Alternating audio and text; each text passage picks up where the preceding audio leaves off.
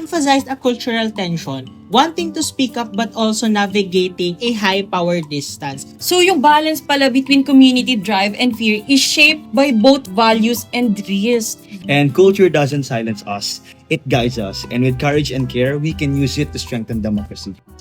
Across Southeast Asia, the way peoples engage with their governments are as diverse as the cultures they come from. In some places, a Facebook post can spark civic action. In others, quiet conversations behind closed doors shape decisions. But what happens when young people step into these spaces, driven by passion, while handling traditions, hierarchy, and fear of speaking out? I'm Gabriel Mawali and this is PODKASERYE, Conversations on Culture, Communications, and Context.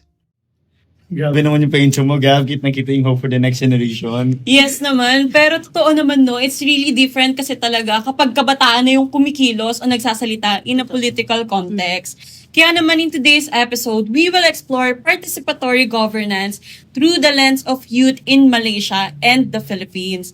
By the way, I am Aliyah Molina. And I am Mike Lansangan. And I agree with that, Aliyah. Kaya as we talk in this episode of our podcast, we will dive into how the people in different cultures connect with their governments through voice, dialogue, and sometimes even protest.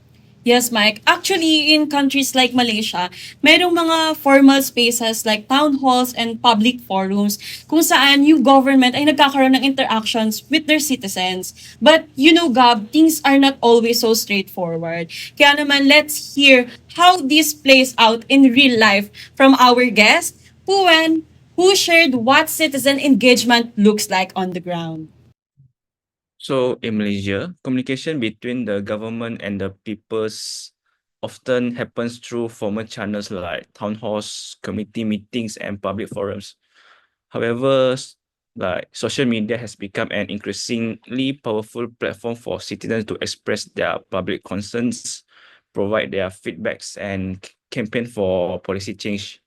But still, traditional barriers such as fear of the consequences that they may face and lack of the trust to the system that we have, it will often discourage people to voicing their criticism openly. So for an example that I can find is like lately, there's a issue about kiosks like that people complain about. There is a waste of money and their low usage. But what happened is the government minister who are responsible for that respond by threatening legal action against those who like complain and like what he says is misinformation, and yeah, that's going to like worsen the public distrust. Ayan no, I am Gab nga ulit. Yan, grabe yung intensity ng sinabi ni Puwen, no? He emphasized a cultural tension, wanting to speak up but also navigating a high power distance, which is what Hofstede talks about. Respect for hierarchy can often silence voices. Yes, and it's really interesting then how social media gives people a voice, but at the same time, yung takot and yung lack of trust can hold them back. Minsan pa nga when people raise concerns, threats yung nagiging kapalit instead of dialogue. That really affects how safe or encouraged citizens feel when speaking up. Actually, Mike, that same tension exists in many parts of the Philippines too. Alisa, a student leader from Dumaguete and Tagbilaran, explained how communication here is a mix of formal assemblies and informal channels, katulad na lamang ng Facebook. Okay, as a student leader from Dumaguete and Tagbilaran City, I've observed that the communication here between the government and its constituents is combination of formal and informal. Example, like when I mean by formal is like where the government conducts consultations and assemblies with the barangay, and also informal kasi it uses the like social media platforms like Facebook for to use as an avenue for their announcements and for feedback from the community. Also, a little bit a reality here. It is a bit relationship based. So, dapat may kapit ka with the government for your to communicate better with them. Kasi if you know someone from the barangay or the city hall, it is so much easier to raise your concerns about something.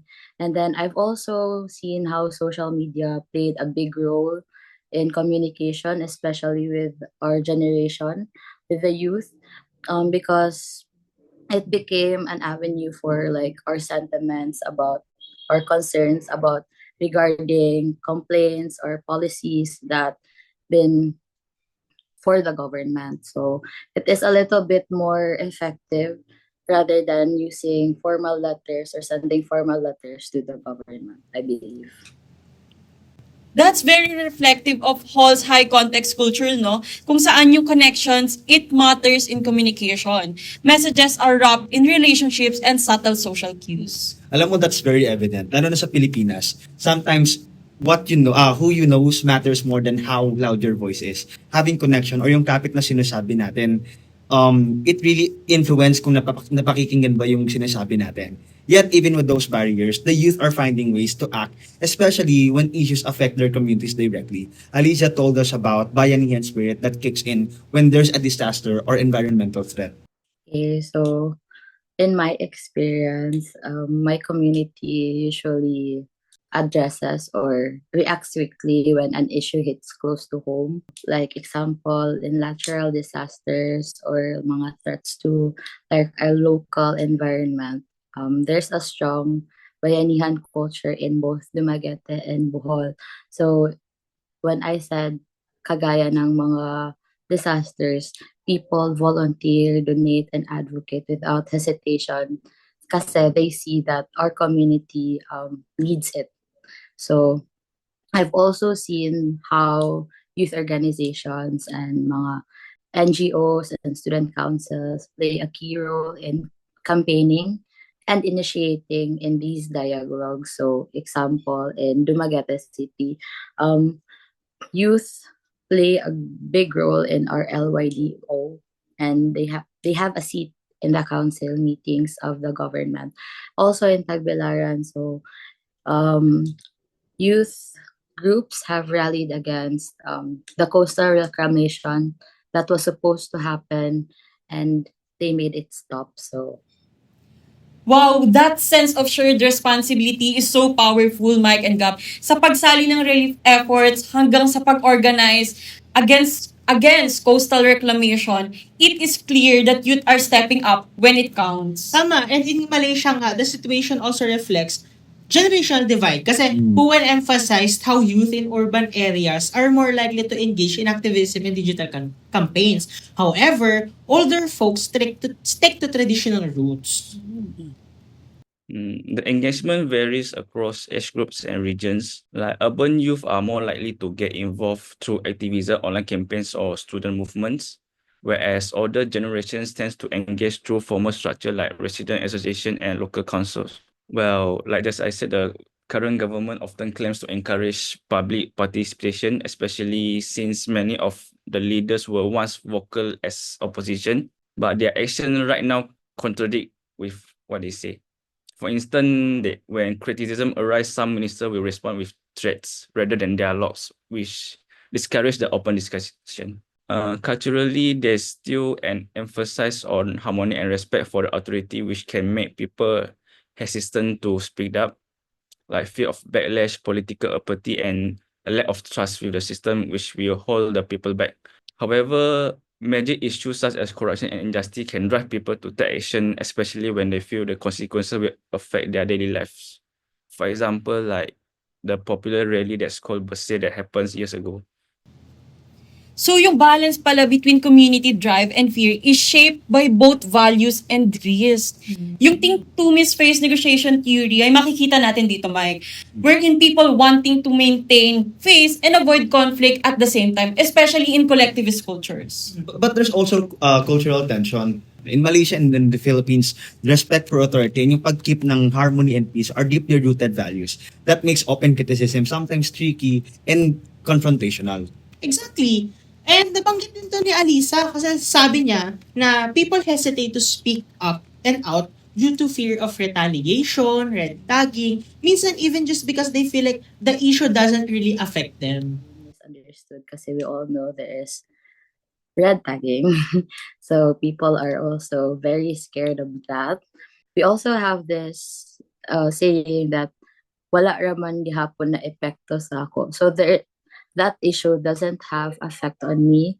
So it's quite selfish, but yes, it is a reality with other people. Also, there is people are also held back because of the lack of information they have about the problem. And lastly, they want to avoid rocking the boat and want peace rather than going against what is happening regarding our government. Still, young leaders are learning how to take on these spaces carefully. Both Aliza and Puwen talk about using emotional intelligence, building rapport, and being solution focused when engaging with government officials. Personally, I will begin with a more subtle and the so-called relationship-based approach by building like rapport and using intermediaries such as the community leaders and influential figures. However, in many cases, this doesn't lead to a meaningful change, and that's why younger and more politically active communities often will choose a more direct approach, especially through a social media, public pressure, and protests. That really mirror thing to Miss Theory, no? You adjust your communication to save face while still advocating. And I believe na it takes a lot of emotional intelligence. Actually, Gab, pareho rin ito sa sinabi ni Alisa. So as I have said earlier, then it is quite a relationship-based approach kasi you have to have kapit with the local government, ganun. Especially with dealing with older and more traditional leaders. And also, as student leaders, we've learned to navigate this by building rapport with local officials and framing our concerns in a respectful way because we don't want to just show up to criticize, but we also want to offer solutions, bring data, and speak in behalf of like our peers, our kapwa youth. We don't want to attack them. We want to show them that we want to help them in answering or addressing these concerns. So I've also seen that youth today have vision, especially that example in Dumaguete, the youth have initiated to make a petition against the reclamation in Siliman Beach. So yeah, and we also try to communicate in a way that builds bridges and not walls against each other. So it is not about what you say talaga, but how you say it and who you say it through. And again, that is high context layer. Yes, and as we explore the different ways of youth communicate with government, one thing became clear, Mike and Gab, and it is tone really matters. Sa Malaysia, for example, the way citizens address official is often different from how they speak within their communities. And as Puwin shares, this is not just about formality. It is also about expectations. If talking with the normal people, they are just a normal civilians. But when we're talking to a government, they are those who are accountable with what they do. Like we vote for them and we pay for them, and that's what they need to do.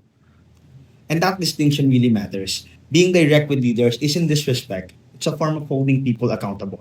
It reminds us that confrontation, when rooted in respect, is a tool for change and not conflict.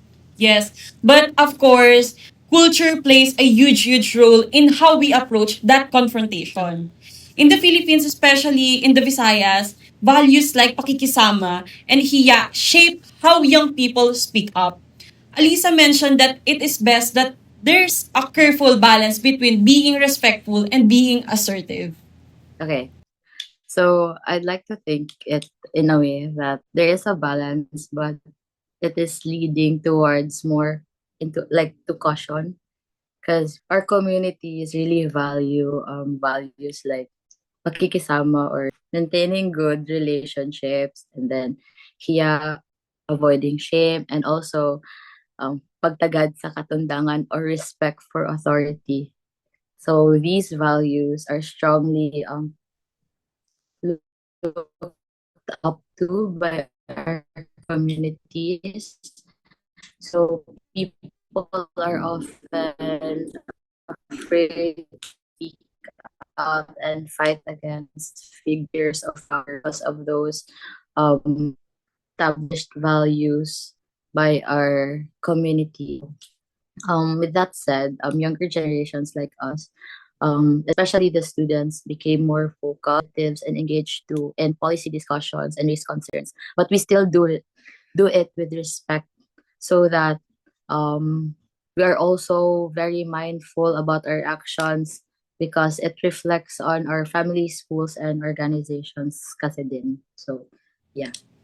Nakaka-inspire, no, kung paano gumagalaw yung mga kabataan. Kasi they're speaking out while also still honoring the communities they represent. Kasi they know every action reflects not just themselves but also on their families, schools, and the organizations they belong to. Yes, Gab. But what do you think can we draw from this podcast episode? Tatanungin ko na lang kayo, Mike and Gab. What does the future of participatory governance look like for you?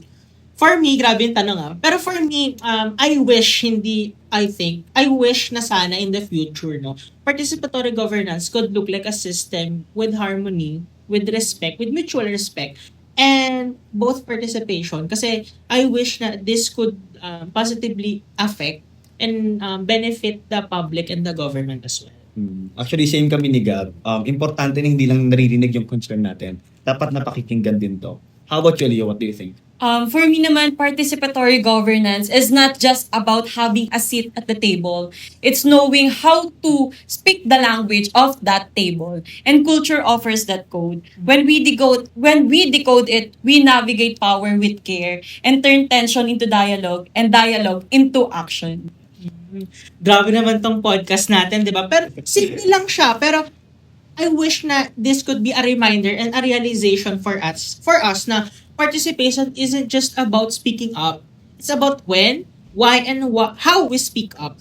And culture doesn't silence us. It guides us. And with courage and care, we can use it to strengthen democracy. And from Malaysia to the Philippines, the heart of good governance is still human connection. And I hope marami kayong natutunan in today's episode. See you in our next one. Bye! Bye!